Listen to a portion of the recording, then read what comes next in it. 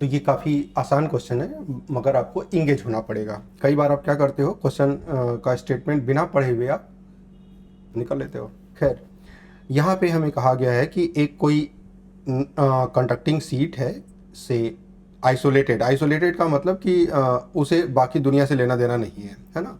तो ये कोई एक लॉन्ग सीट या इनफाइनाइट सीट हो गई, आइसोलेटेड है, इसके ऊपर कोई चार्ज नहीं है। चार्ज कहाँ है? चार्ज यहाँ से डी डिस्टेंस पे प्लेस कर दिया गया। सपोज यहाँ पे चार्ज प्लेस कर दिया गया और ये जो डिस्टेंस है ये डी है ना। इसके अदर साइड में, इस साइड में इलेक्ट्रिक फील्ड के बारे में बताना है ना। ये सारे ऑप्शंस बनाए गए हैं कि directed perpendicular to the plane, away from the plane. Second दिया गया directed perpendicular to the plane, toward the plane है, मतलब एक ऐसे कह रहा है तो दूसरा ऑप्शन ऐसे कह रहा है ना। Directed radially away from the point charge, यहाँ से रेडियली अवे होगा, इस तरह से बता रहा है ना।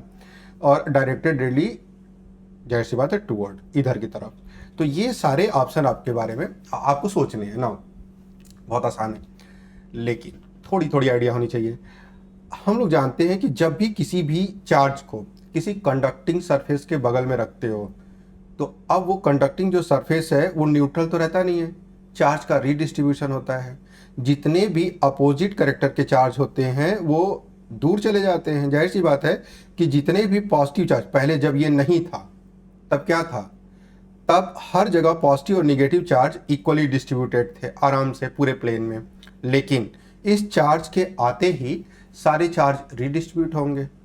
जो पॉजिटिव होंगे इससे रिपेल होकर दूर चले जाएंगे, जो नेगेटिव है पास आ जाएंगे। सिंपल सी बात है। इसका मतलब कि जो नेगेटिव चार्ज है वो सब आ गए इसके सामने। कुछ नेगेटिव चार्ज इस तरह से आ गए है ना, इंड्यूस हो गए इस मेटेलिक सरफेस पे कुछ नेगेटिव चार्ज, और जो पॉजिटिव चार्ज हैं वो अपोजिट फेस पे।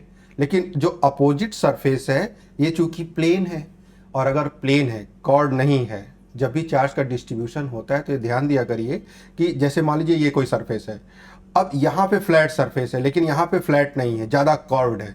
तो जहाँ ज़्यादा कर्व्ड होता है वहाँ चार्ज की डेंसिटी ज़्यादा होती है, और जहाँ फ्लैट सरफेस है वहाँ डेंसिटी, चार्ज डेंसिटी कम होती है जब भी डिस्ट्रीब्यूट करेंगे तो।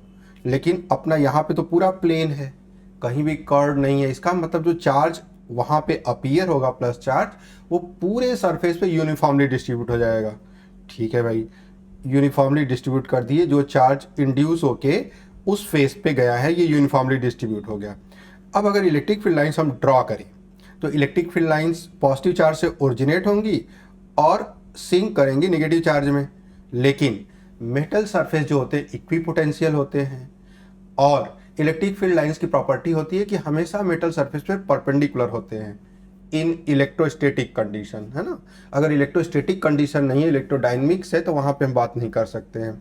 इलेक्ट्रोस्टैटिक केस में जो कंडक्टिंग सरफेस का पोटेंशियल होता है वो बराबर होता है, इसीलिए कहते हैं वो इक्विपोटेंशियल सरफेस होता है। इसका मतलब फील्ड लाइंस परपेंडिकुलर होंगी इक्विपोटेंशियल सरफेस पे, तो इस तरह से दिखा देंगे। तो these are some field lines which are shown on the metallic surface. इस सरफेस पे हमने दिखा दिया। अदर साइड में क्या होगा, तो जाहिर सी बात है यहाँ पॉजिटिव से निगेटिव जा रही हैं, यहाँ पॉजिटिव से निकलेंगी और निगेटिव की तरफ जाएंगी, है ना। तो यहाँ से, और निगेटिव कहाँ है, इन्फिनिटी पे है, जाहिर सी बात है।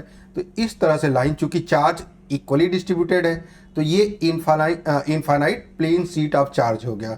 और infinite plane sheet of charge आप लोग जानते हो सिग्मा अपॉन 2 एप्सिलॉन नॉट होता है, मतलब यूनिफॉर्म फील्ड होती है। तो इस डायरेक्शन में क्या हो गई, सिग्मा अपॉन 2 एप्सिलॉन नॉट की फील्ड, और सिग्मा हो गया सरफेस चार्ज डेंसिटी, यहाँ का सिग्मा हो गया, है ना। तो ये जो इलेक्ट्रिक फील्ड हो गई इसकी डायरेक्शन इस तरह से हो गई। अब ये तो सिनेरियो है, इधर हमने कहा कि यूनिफॉर्म भी हो गया और साथ में वैल्यू उसकी हमने बता दी, लेकिन सिग्मा का भी पता नहीं कितना चार्ज इंड्यूस हुआ है। ये तो डिपेंड करता है इसके मैग्नीट्यूड और डिस्टेंस पे डिपेंड करता है कितना वो इंड्यूस करता है चार्ज को। खैर, इन सारी चीज़ों की हमें क्वांटिटेटिव बातें करनी ही नहीं है। अब आते हैं ऑप्शन ए पे। Option A, directed perpendicular to the plane. Yes, plane के परपेंडिकुलर होगा, जो हमने बताया इक्विपोटेंशियल सरफेस होता है।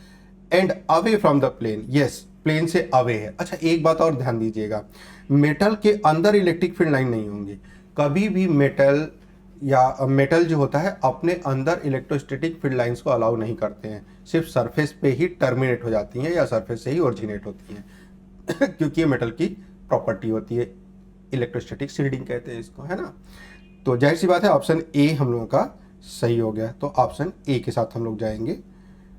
बाकी बी सी डी आप देख के आप रिजेक्ट कर लीजिएगा।